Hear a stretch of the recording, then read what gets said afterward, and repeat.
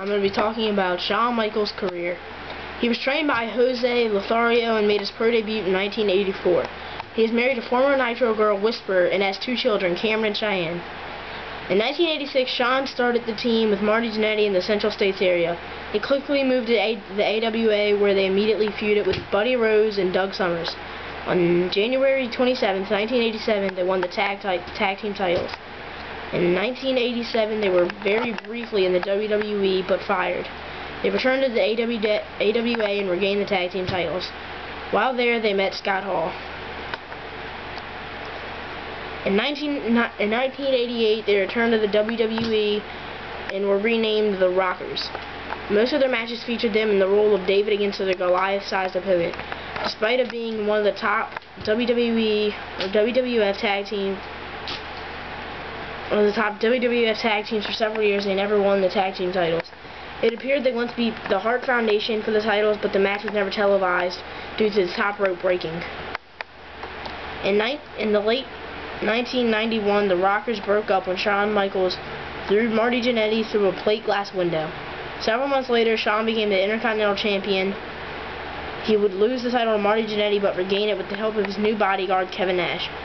He was stripped of the title in late 1993 for failing a steroids test during this part of his career. The Clique was formed. In the mid-1900s, the WWF was controlled backstage by a group known as the Clique. The group was made up of Shawn Michaels, Kevin Nash, Scott Hall, Sean Waltman, and Triple H. They were blamed for derailing several careers and appeared to have their best matches against each other. Members of the Clique denying had this power, several wrestlers held, such as a grudge that when Hall entered in WCW, he was thrown out of the locker room.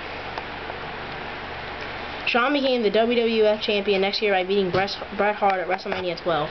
It had been debated when it came up time to return the favor to Bret Hart the next year. He'd rather quit than do it. He claims that a doctor told him he needed to retire due to a knee injury. In a televised speech, he said he lost his smile and vacated his title. He returned a few months later and formed D-Generation X with Triple H in China. Behind the scenes, the tension between Shawn Michaels and Bret Hart was at a breaking point.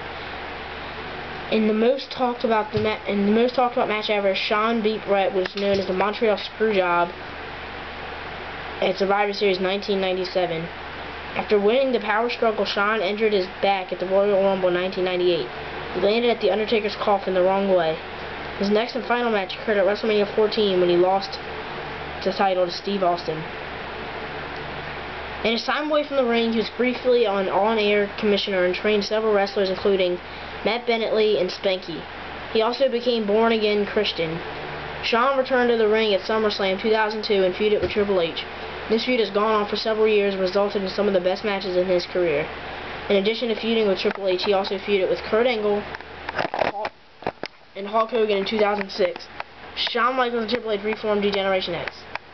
His title history: the WWE Championship, he beat Bret Hart at WrestleMania 12. And March 31st, 1996. He beat Psycho Sid at the Royal Rumble January 19th, 1997 for the WWE Championship. He beat Bret Hart at Survivor Series 11/9/1997. And the World Heavyweight Champion, he won the Elimination Chamber match against Triple H, Booker T, RVD, Chris Jericho, and Kane, September 17th, 2002. The Intercontinental Champion, he beat the British Bulldog, Marty Jannetty, Jeff Jarrett.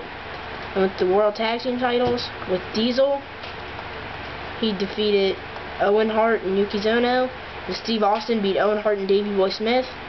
And with John Cena, beat Edge and Randy Orton.